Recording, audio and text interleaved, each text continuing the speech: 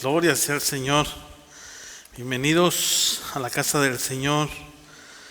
Si van abriendo su Biblia en el libro de Oseas, capítulo 12, casi una lección más y estamos por terminar el libro de Oseas. El título de la lección para hoy es la llave o la clave para el éxito. ¿Cuántos desean éxito? Bueno, pues ponga atención, porque ahora le vamos a dar la clave. Pongan atención a la clase, no se queden dormidos. Por ahí aquellos que están a través de las plataformas digitales, ¿verdad? No se pierdan, no se salgan, no se distraigan, ¿verdad? A través de la palabra, el Señor el día de hoy, ¿verdad?, nos trae esta verdad, este principio bíblico para la vida general. Ya tenemos la clave o el texto clave, que se encuentra en Oseas capítulo 12 versículo 5, que dice: mas Jehová es Dios de los ejércitos, Jehová es su nombre. ¿Sí? Y le damos toda la gloria, toda la honra. Vamos a orar. De ahí, bienvenidos todos. Gracias te damos, bendito Padre Celestial. A ti sea toda la gloria, Señor. A ti sea toda la honra, bendito Dios. Gracias por permitirnos llegar, Señor amado, a este lugar, Señor amado, y ponemos delante tuyo todo nuestro cansancio. Primero, Padre amado, pedimos perdón por nuestros pecados. Límpianos de todo pecado, límpianos de toda maldad, Señor amado, y que, Señor bendito, tu Espíritu Santo, Señor amado, esté avivado en nuestras vidas. Aviva el fuego de tu presencia en nosotros y llévanos a hacer tu voluntad. Bendito Padre, quedamos delante tuyo, lo rogamos todo, lo pedimos en el nombre poderoso de tu Hijo amado Jesucristo. Amén y amén. Gloria sea al Señor. La tenemos ahí, ¿verdad? Que hemos ido a través de los estudios en donde hemos mirado a través, ¿verdad?, del juicio de Dios, ¿verdad?, que viene para el pueblo, ¿verdad? Y en este texto, en este capítulo, Dios continúa, ¿sí?, con esta declaración de ese juicio que viene sobre Israel, ¿verdad?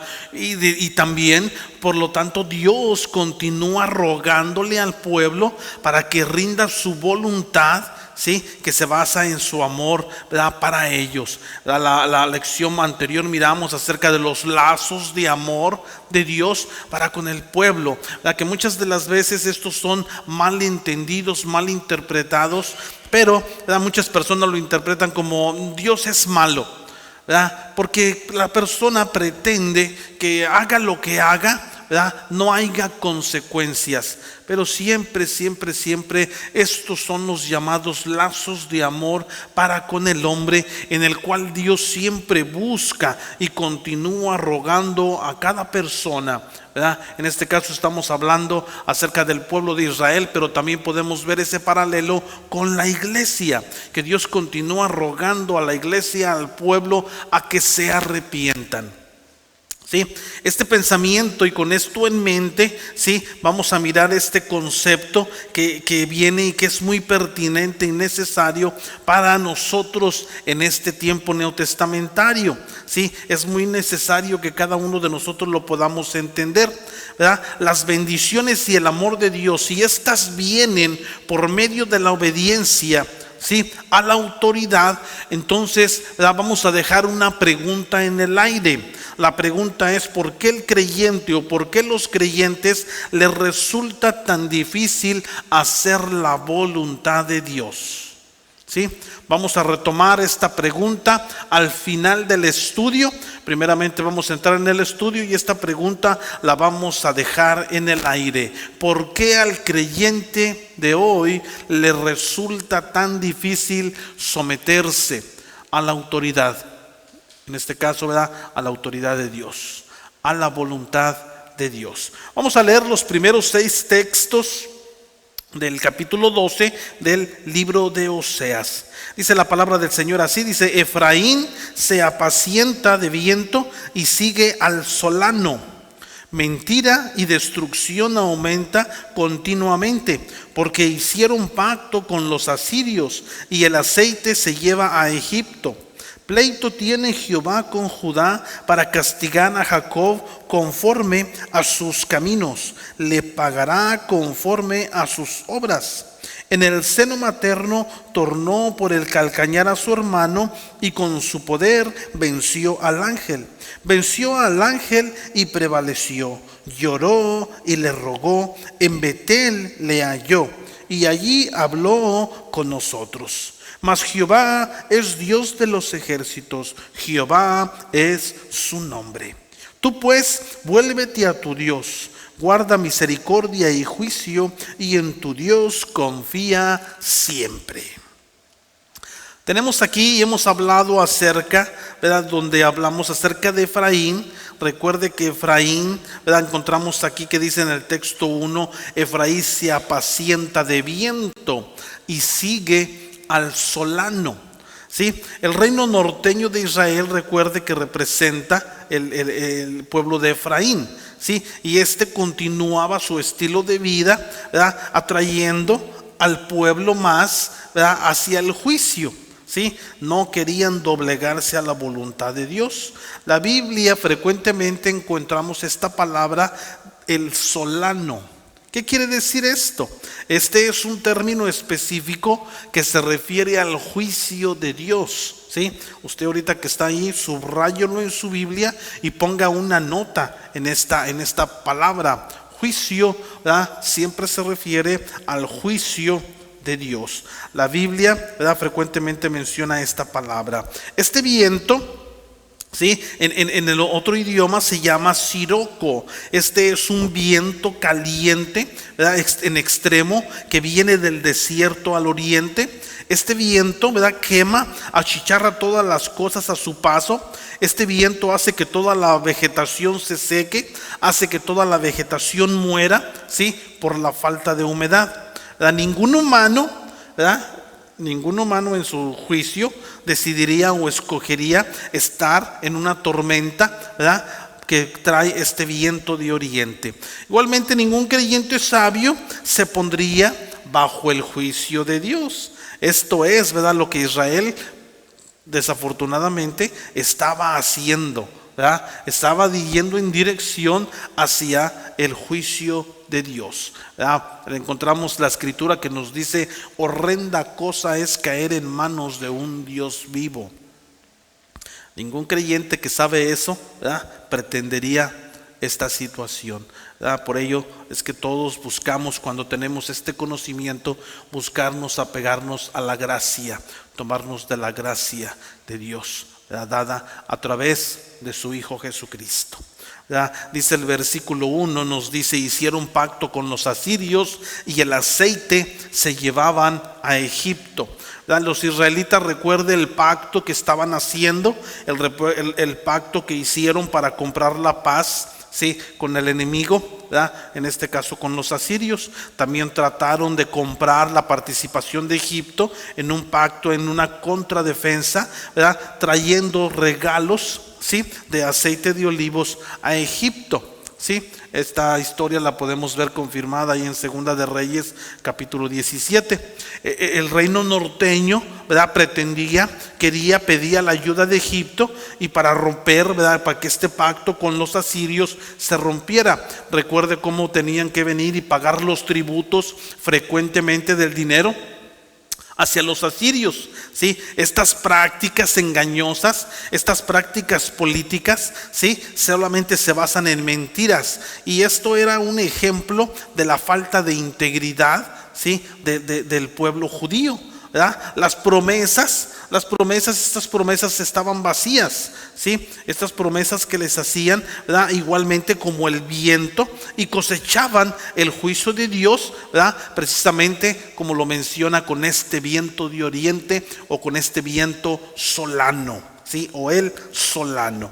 Los ejércitos asirios venían del oriente, ¿sí? En esta práctica, en esta confirmación, en esta profecía, cuando se llevó a cabo, los asirios vinieron de oriente y destruyeron todas las cosas a su paso.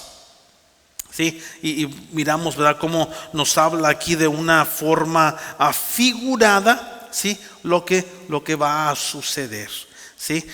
Dice el versículo 2: pleito tiene Jehová con Judá para castigar a Jacob conforme a sus caminos. Encontramos en el versículo 2. El reino sureño de Judá igualmente, ¿sí?, era culpable, ¿sí?, delante de Dios. Dios extendía su advertencia al incluir a este pueblo, el reino sureño, ¿sí?, juntamente con el reino norteño. ¿Sí? Debemos notar que Dios llama a su pueblo Jacob. ¿Sí? Muchas personas dicen, no, ahí está llamando a Jacob. Cuando se refiere a Jacob tenemos que prestar atención, ¿sí?, que llama a su pueblo.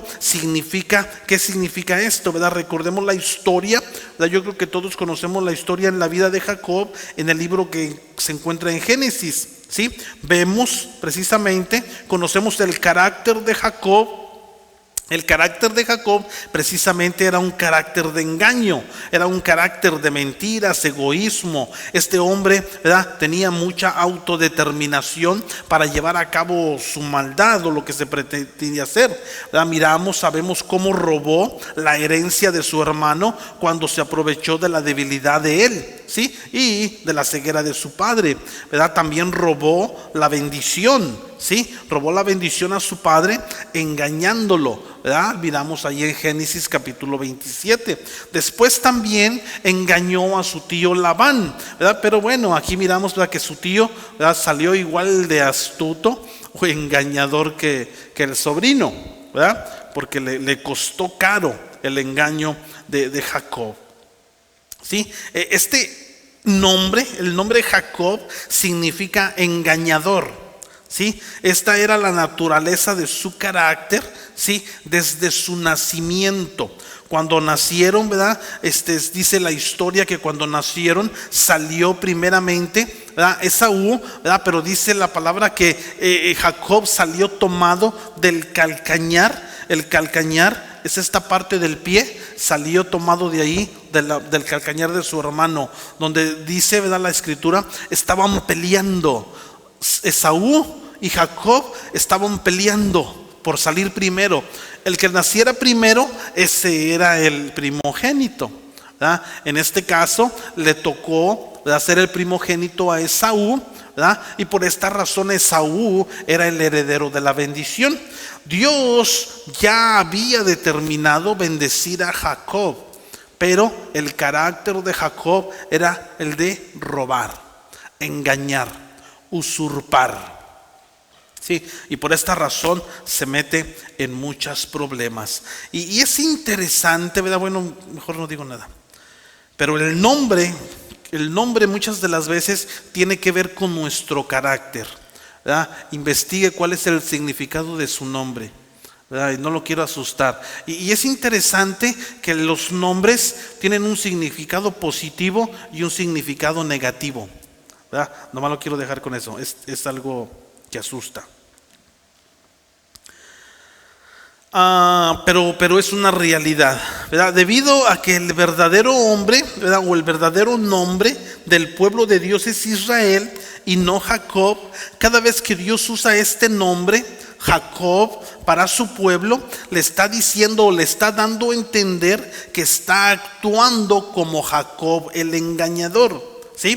Que está actuando igual con sus características, sus acciones que reflejan rebelión, que reflejan engaño, que reflejan esa autodeterminación.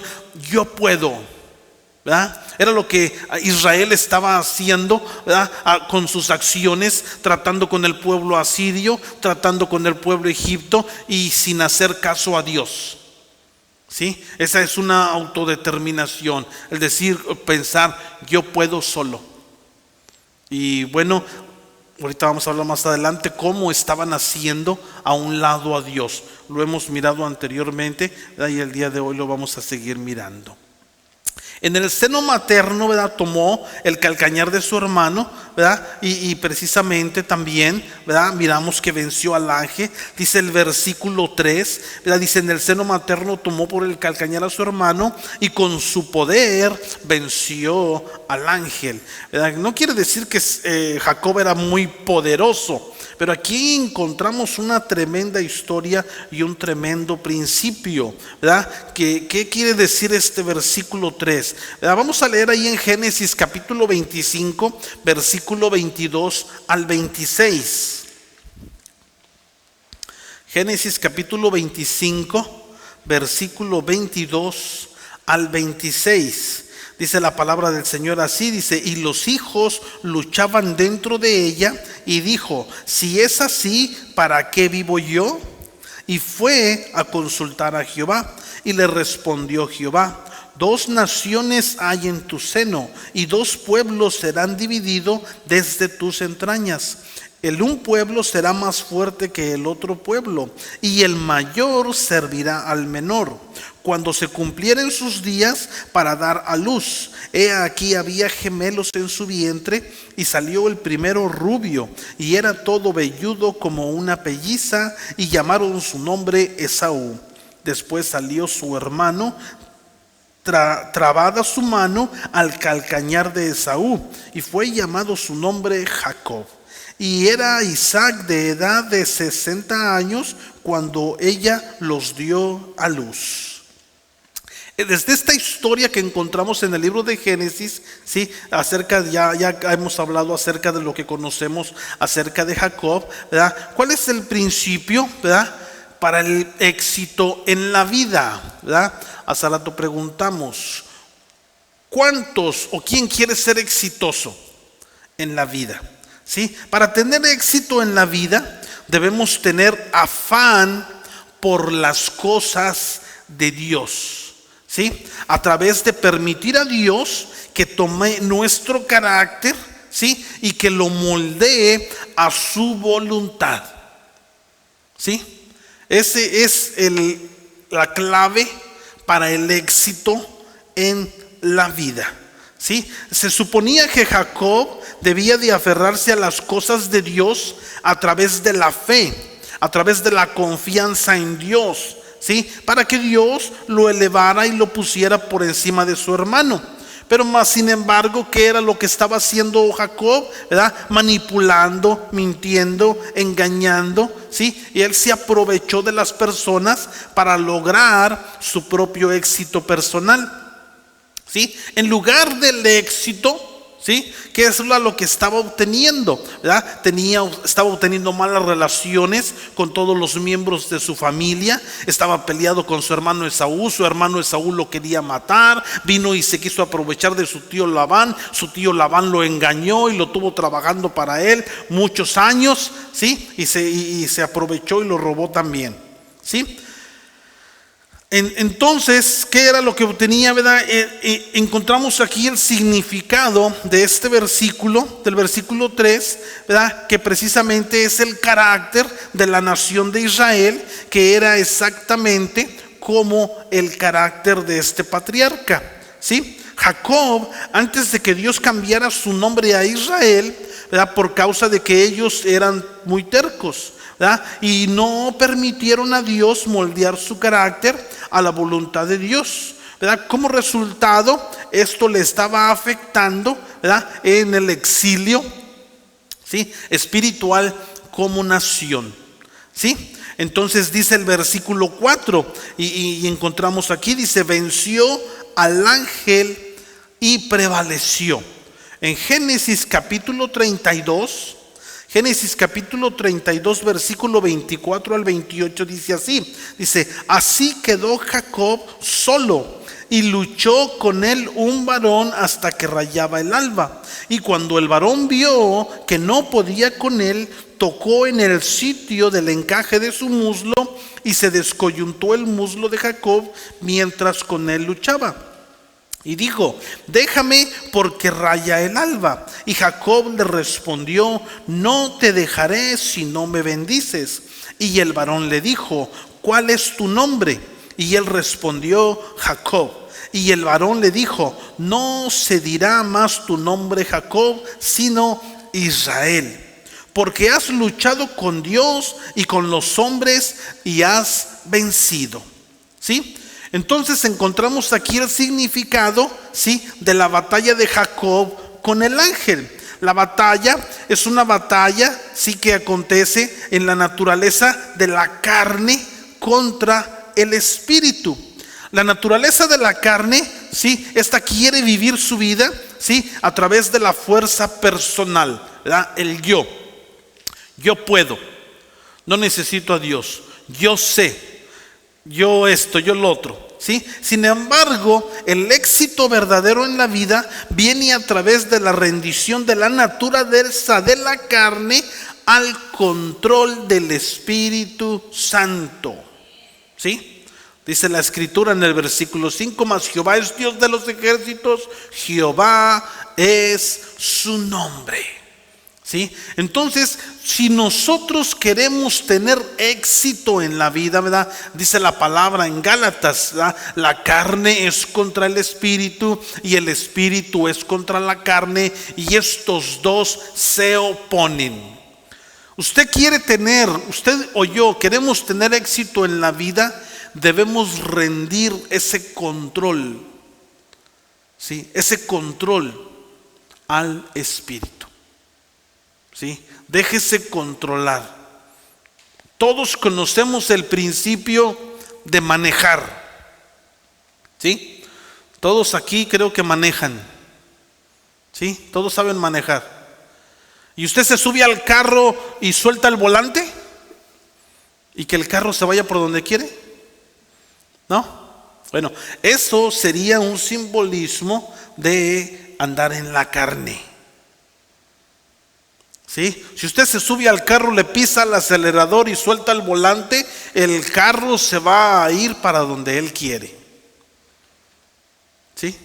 Pero más sin embargo, si usted toma el volante, ¿sí? Está rindiendo, ¿verdad? Esto vendría a simbolizar, y en su simbolismo podemos decir del control del espíritu. Cuando usted le da vuelta, el espíritu le dice ve para allá, usted vaya para allá, ¿sí? El espíritu nos habla, y aquí es donde, ¿verdad? Quiero hacer un paréntesis pequeño aquí, ¿verdad? Donde decimos, pero es que yo no escucho la voz de Dios, pero es que yo no sé cuando el espíritu me habla, pero es que esto, lo otro, aquello. A veces, mire, no necesitamos que el espíritu nos hable, aunque sí lo hace, ¿verdad? Cuando usted tiene una mente, cuando usted tiene un espíritu, ¿verdad? Que está al 100 con el Señor, el Espíritu Santo le va a hablar, le va a redarguir, le va a enseñar, y usted va a sentir que le habla, ¿verdad? Pero también nos habla a través de la palabra, ¿sí? Aquí en la palabra encontramos la dirección para lo que tenemos que hacer, para vivir conforme al espíritu y no conforme a la carne, ¿sí? Tenemos aquí, ¿verdad? Este texto, ¿verdad? Que dice la palabra Jehová es su nombre. El nombre Jehová es el nombre que Dios, continuamos en nuestro estudio, ¿verdad? Usa, ¿verdad? Este nombre para identificarse con Moisés, ¿verdad? Ahora nos vamos a Moisés, nos vamos al libro de Éxodo, capítulo 3, ¿sí? Del 13 al 15, ¿verdad? Donde el Señor habla a Moisés, ¿sí? El nombre de Jehová se refiere al carácter de Dios, ¿sí? En la comparativa, el carácter de Jacob, ¿verdad? Bueno, ya miramos cómo era este hombre, este muchacho, representa la carne. Israel, ¿verdad? Cuando el ángel le cambia el nombre de Jacob a Israel, ¿verdad? Y luego habla acerca de esta exaltación a Dios, ¿sí? Para hablar y meterse, ¿verdad? Como Dios, cómo se presentaba Dios a Moisés, ¿verdad? Y decía, yo soy el que soy. Yo soy, ¿verdad? El yo soy me envió a Israel, al pueblo, ¿sí? Entonces el nombre de Jehová se refiere al carácter de Dios que hace pactos con el hombre. El carácter de Dios es un carácter que no cambia y existe en sí mismo, ¿sí? Todos sabemos cómo Jehová, ¿verdad?, libertó a los israelitas de la esclavitud en Egipto. Igualmente Él puede liberar a los israelitas de sus enemigos, ¿verdad?, en la actualidad, en cualquier momento, en cualquier tiempo, ¿sí? No es que, bueno, los pudo salvar, pero pues ahora hay bombas nucleares, ahora no los puede salvar, ¿verdad? Es historia cómo precisamente Asiria, ¿verdad?, estaba lanzando bombas hace unos años atrás, estaba lanzando bombas a Israel, ¿verdad? Y el mismo gobernador de los asirios dijo que el Dios de Israel guardaba a Israel, porque ellos estaban seguros que sus bombas debían dar en Israel y eran desviadas, y no se explicaban cómo o por qué eran desviadas esas bombas, ¿verdad? Y la única razón, ¿verdad?, a través de la historia se ha hablado siempre de Dios y ellos conocen a Dios, pues esta fue la declaración del gobierno, ¿verdad? Israel tiene un Dios que lo protege, ¿sí? Entonces Dios lo pudo hacer en el pasado, Dios lo pudo hacer en la actualidad y Dios lo va a poder hacer en el futuro, ¿sí? Así de que de eso no tenga duda usted tampoco. Dios también le puede guardar, le puede salvar, le puede ayudar en cualquier momento. Para Dios no hay nada imposible, ¿sí? Lo más, aquí encontramos, ¿verdad?, el siguiente principio en el que encontramos que para que nos vaya bien en la vida, lo hemos hablado, tenemos que someternos a la voluntad de Dios. Cuando usted y yo actuamos en nuestra propia voluntad, recuérdelo, va a haber consecuencias. Lo hemos hablado muchas veces en este estudio en el libro de Oseas, donde se confirma una y otra vez: todo lo que el hombre sembrare, eso también segará. Esta es una realidad latente. No podemos pretender andar en la carne y luego, porque en 5 minutos ando en el espíritu, ya se va a olvidar todo lo que hice en la carne. Hay consecuencias, recuérdelo siempre. Y por eso es que tenemos que someter nuestra carne a la voluntad, ¿sí?, al señorío del Espíritu Santo. Amén. Encontramos aquí en el versículo 6 que nos dice: tú pues vuélvete a tu Dios, guarda misericordia y juicio, y en tu Dios confía siempre.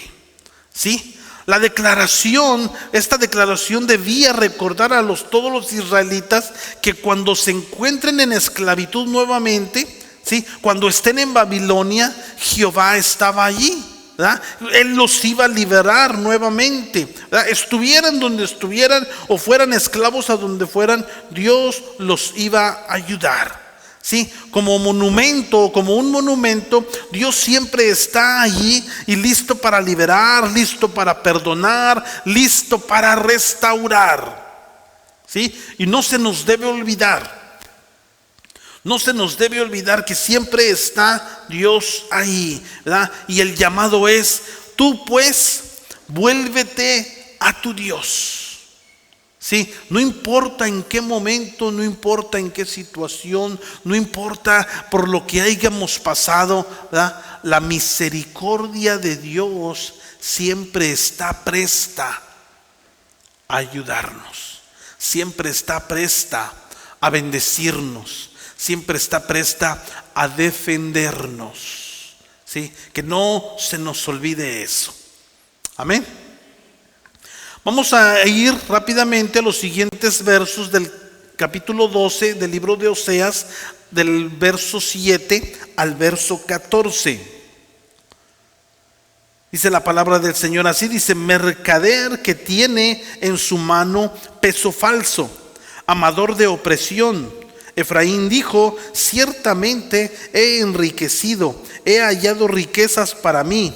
Nadie hallará iniquidad en mí, ni pecado en todos mis trabajos. Pero yo soy Jehová tu Dios, donde la tierra de Egipto aún te haré morar en tiendas, como en los días de la fiesta. Y he hablado a los profetas, aumente la profecía, y por medio de los profetas usé parábolas. ¿Es Galaad iniquidad? Ciertamente vanidad ha sido en Gilgal. Sacrificaron bueyes, y sus altares son como montones en los surcos del campo. Pero Jacob huyó a tierra de Aram. Israel sirvió para adquirir mujer, y por adquirir mujer fue pastor. Y por un profeta Jehová hizo subir a Israel de Egipto, y por un profeta fue guardado. Efraín ha provocado a Dios con amarguras, por tanto hará recaer sobre él la sangre que ha derramado a su Señor. Le pagará su aprobio. ¿Verdad? Miramos aquí cómo la integridad, ¿verdad? La integridad que se vivía en el comercio, ¿sí? No era muy buena.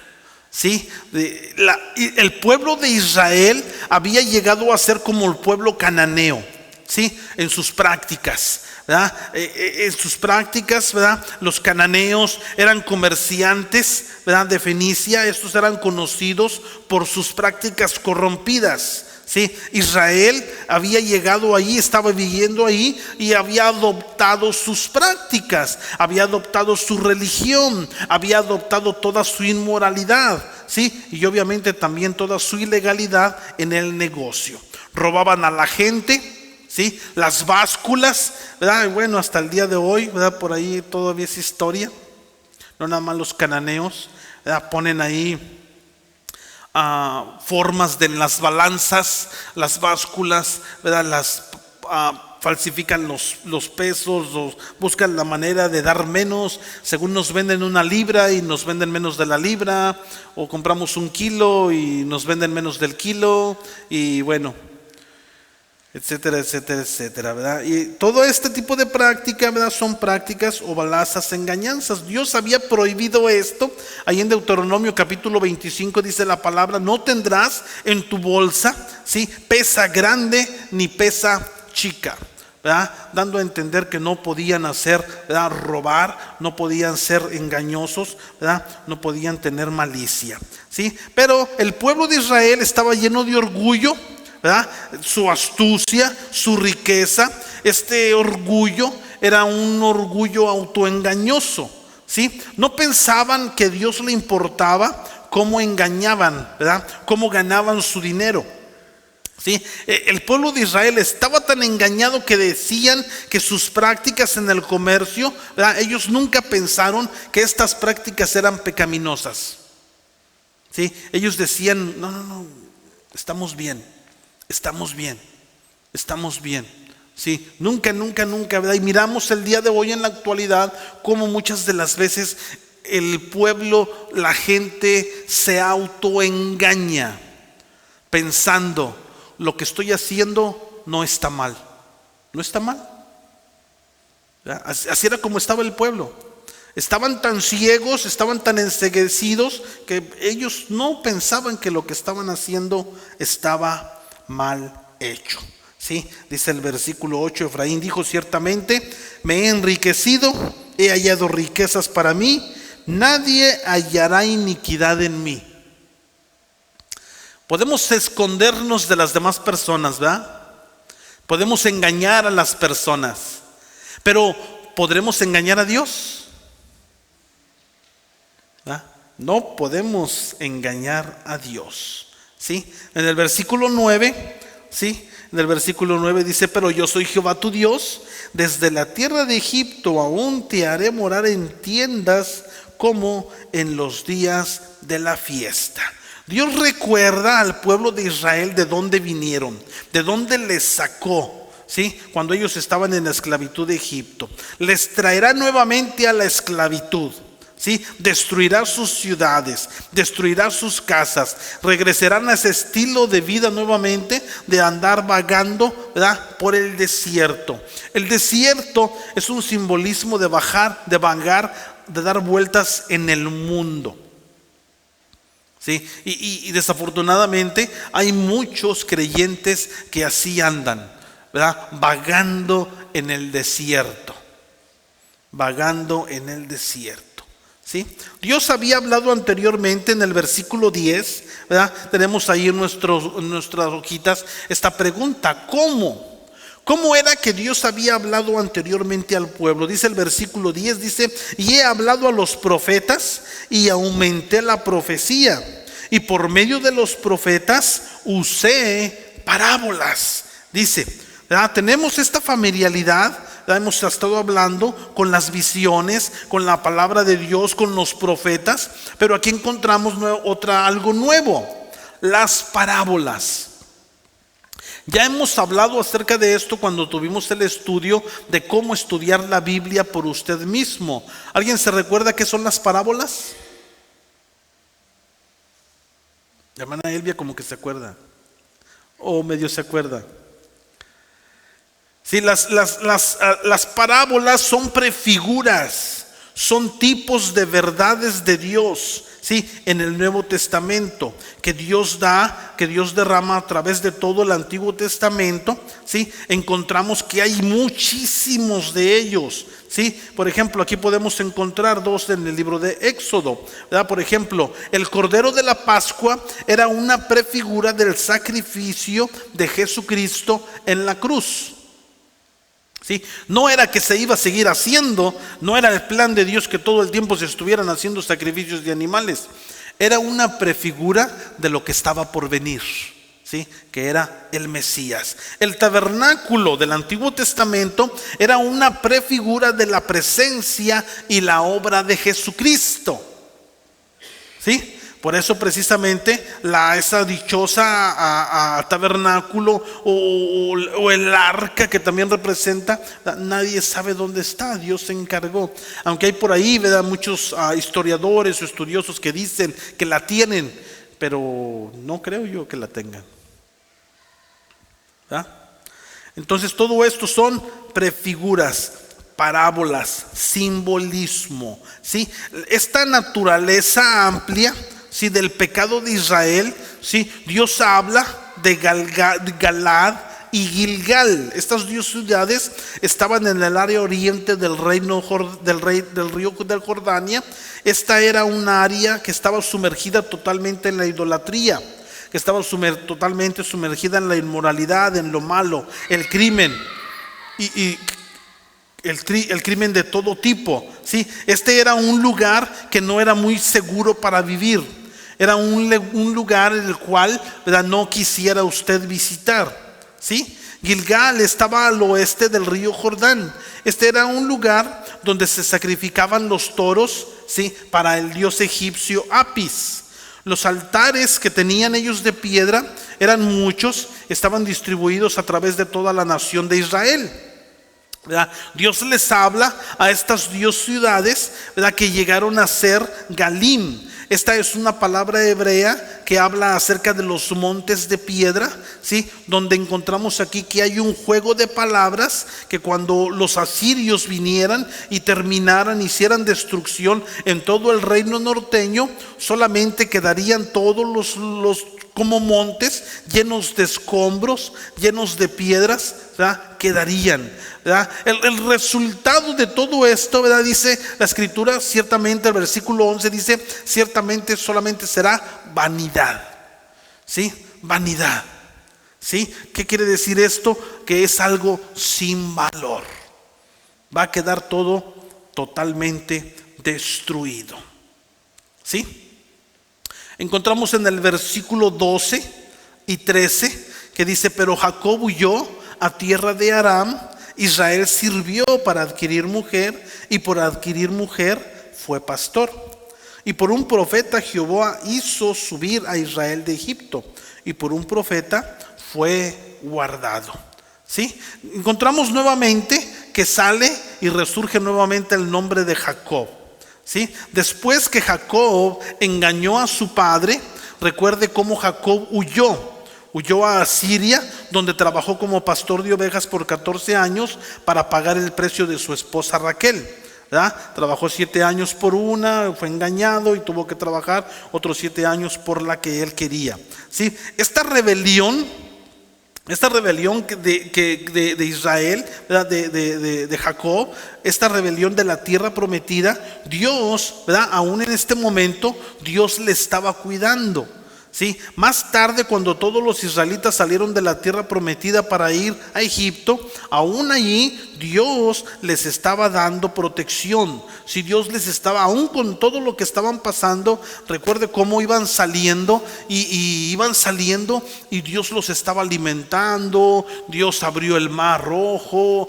Dios les estaba protegiendo, aún con todo, ¿sí? Efraín, ¿verdad?, fue provocado, dice el versículo 14, ¿verdad? Es algo que tenemos que saber, ¿verdad? Pero anteriormente, ¿verdad?, cómo Dios les recuerda todo esto por causa de su llamado a Moisés, ¿sí? Que es el profeta que los llevaría fuera de la esclavitud de Egipto, ¿sí? Entonces por eso Dios, ¿verdad?, les recuerda. Primeramente les dice: Jacob huyó a tierra de Aram, y después les dice en el versículo 13: y por un profeta Jehová hizo subir a Israel de Egipto, y por un profeta fue guardado, ¿sí? Dios les recuerda que siempre ha tenido cuidado de ellos, ¿sí? Y es lo mismo que nos recuerda a nosotros, ¿sí? Debemos de tener en mente que Dios siempre tiene cuidado de nosotros. Aun cuando nosotros fallemos, aun cuando nosotros nos deslicemos, aun cuando nosotros hagamos, ¿verdad?, Dios tiene cuidado de nosotros, ¿verdad? Su palabra nos dice, ¿verdad?, que su misericordia es nueva cada mañana. Pero recuerde, ¿verdad?, como hablamos anteriormente, Dios siempre, siempre, siempre nos está rogando para que vengamos en arrepentimiento, para que vengamos a Él, para que nos arrepentamos. Amén. El versículo 14 dice: Efraín ha provocado a Dios con amarguras, por tanto hará recaer sobre él la sangre que ha derramado, y su Señor le pagará su aprobio. ¿Sí? Encontramos aquí en el Antiguo Testamento, el pecado tenía que ser cubierto, ¿sí?, con la sangre de animales, ¿verdad?, a través del sacrificio. En lugar de esto, ¿verdad?, esto es un simbolismo de la adoración a Dios a través de la fe y el perdón de pecados que vendría por el Mesías, ¿verdad?, por Jesucristo. Estos tenían que hacer los sacrificios de animales de ellos, ¿sí?, pero en lugar de esto lo estaban haciendo, pero al dios Baal. No lo estaban haciendo a Jehová, Dios de los ejércitos, ¿sí? El significado de esto es que sus pecados no estaban siendo cubiertos. Sus pecados no estaban siendo expiados, ¿sí?, por la fe en la sangre, ¿sí? Frecuentemente en el lugar de los animales, también los israelitas estaban ofreciendo sus propios hijos, sus propios niños, ¿sí?, como sacrificio al dios Moloch. Sí, este Dios es un Dios muy malo, tenía una forma de un gran ídolo de metal, era un ídolo grande, donde el cual calentaban, ponían a este ídolo y lo calentaban al rojo vivo, y después los niños los ponían ahí, en los brazos de este Dios. Y bueno, pues no quiero decirle qué pasaba, ¿verdad? Usted se ha de imaginar. ¿Sí? Después colocaban, ¿verdad?, este pequeño ahí como sacrificio. Esta práctica era una abominación para Dios por causa de su naturaleza, ¿verdad?, idolátrica, y también por su práctica en el cual estaban poniendo en riesgo la exterminación, el futuro del pueblo de Israel. Obviamente también Dios les había demandado que no tenían que hacer sacrificios humanos, ¿sí? Estaba totalmente prohibido por Dios hacer sacrificios humanos, ¿sí? Recuerde cómo muchas personas dicen: pero entonces, ¿por qué Dios le pidió a Abraham su hijo? Pero recuerde que este sacrificio nunca se llevó a cabo, ¿sí? Dios le dijo: ofréceme tu hijo. Pero cuando Abraham estaba a punto de hacer ese sacrificio, Dios lo detuvo. No permitió que ese sacrificio se llevara a cabo, ¿sí? Recuerde esa parte también, porque como que esa parte a veces se les olvida a algunos. ¿verdad? Entonces Dios no permite el sacrificio humano, ¿sí?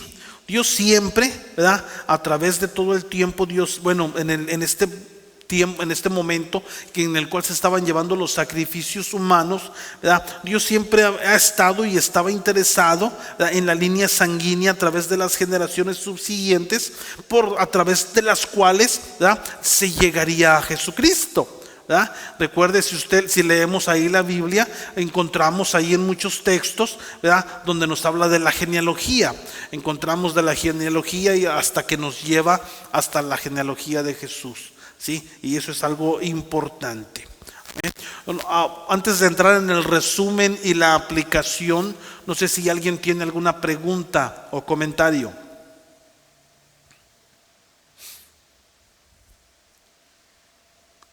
¿Nadie? ¿Verdad? Entramos ahí en nuestras hojitas, en el resumen y la aplicación, ¿verdad? Comenzamos esta lección con una pregunta, ¿verdad?, pertinente a nuestra relación con Dios, ¿verdad?, en nuestra era actual, ¿verdad? Si las bendiciones y el amor vienen a través de la obediencia a la autoridad, la pregunta es: ¿por qué entonces los creyentes encuentran que es tan difícil hacer la voluntad de Dios? ¿Sí? Yo creo que todos sabemos, ¿sí? Todos sabemos, ¿sí?, que la bendición viene por la obediencia. Amén. Bueno, entonces aquí en la historia de Jacob, en la cual, ¿verdad?, es en la cual encontramos la respuesta para esta pregunta. Recuerde que Jacob descubrió que es en la batalla entre la naturaleza de la carne y el espíritu en la cual se confronta el hombre con una elección. ¿Sí? Una elección que es difícil. La naturaleza de la carne es fuerte y su deseo es tener el control. ¿Sí? El deseo de nuestra carne es controlarnos a hacer los deseos de la carne. Pero solamente cuando el creyente usa su voluntad para escoger al Espíritu de Dios, entonces Dios puede tener el control de su vida.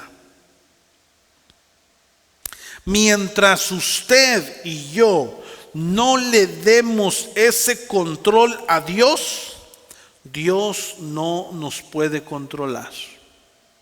Mientras usted diga: no, yo puedo. Mientras usted y yo digamos: no, yo sé. Mientras usted digamos y yo digamos: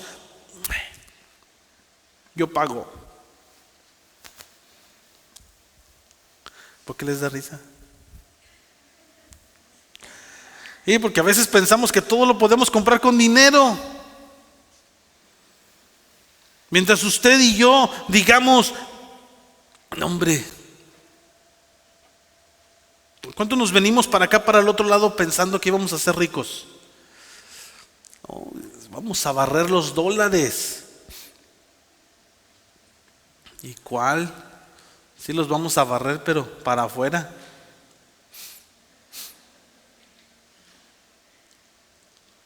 Sí, entonces, mientras nosotros no cedamos ese control, ese deseo de la carne, recuerde, la carne siempre nos va a querer controlar. Y tenemos que entregarle ese control al Espíritu. Solamente por medio de la guianza y la dependencia en el Espíritu Santo podremos mantener la obediencia a la voluntad de Dios. Porque muchas de las veces queremos, ¿sí o no? Levantamos la mano. ¿Cuántos queremos ser obedientes a Dios? Pero ¿cuántos lo logramos?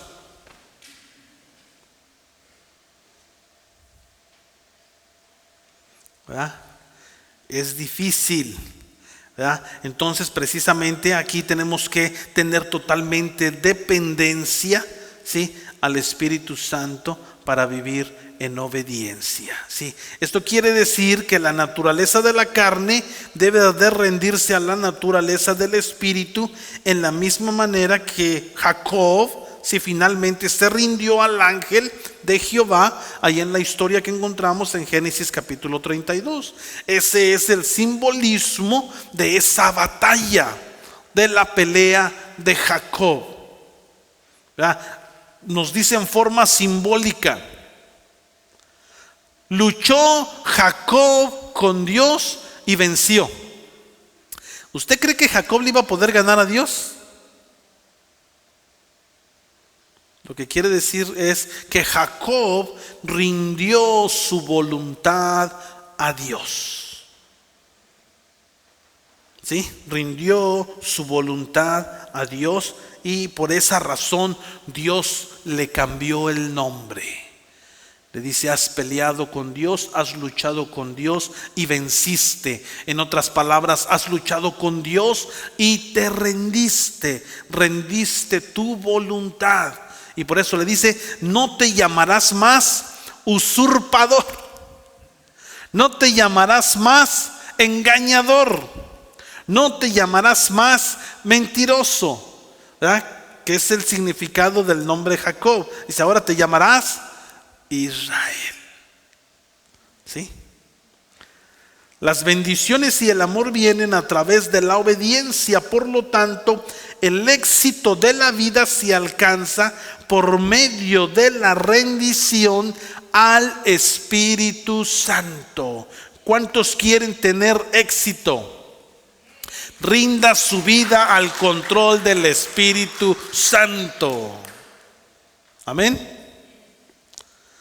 Ahora, como tarea y reflexión para toda la semana, para todo el mes, para todo el año, para toda la vida, ¿qué tan exitosa es tu vida cristiana? ¿Qué tan exitosa es tu vida cristiana? ¿Qué tan exitoso es usted al rendirse al Espíritu Santo? Lo quiero dejar con esas dos preguntas. ¿Sí? Y reflexione y piense. Y bueno, si usted no tiene éxito, si usted tiene dificultad con la obediencia, probablemente, ¿sí?, tiene que luchar, o está usted queriendo hacer las cosas en sus propias fuerzas. Y eso quiere decir que tiene que rendir el control de su vida al Espíritu Santo. Amén. ¿Alguien tiene alguna pregunta o comentario antes de terminar?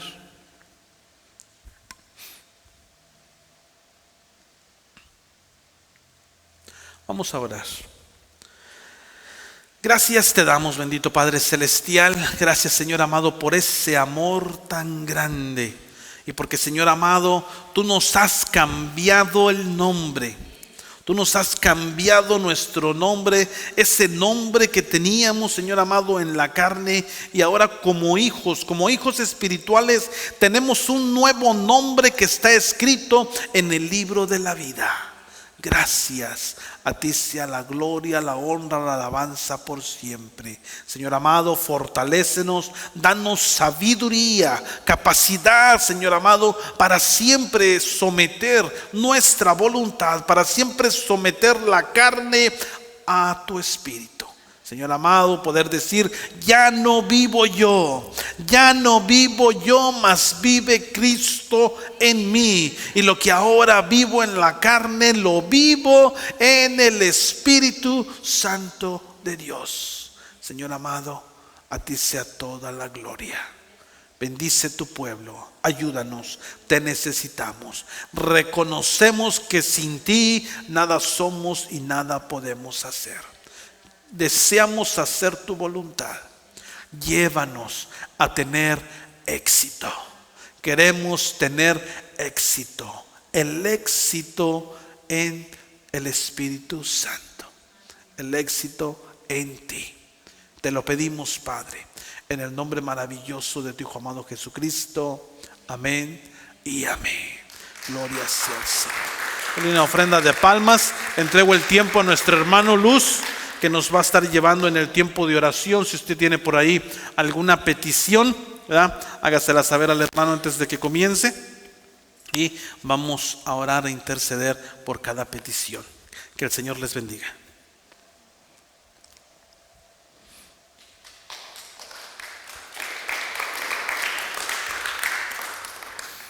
Está prendido. Gracias.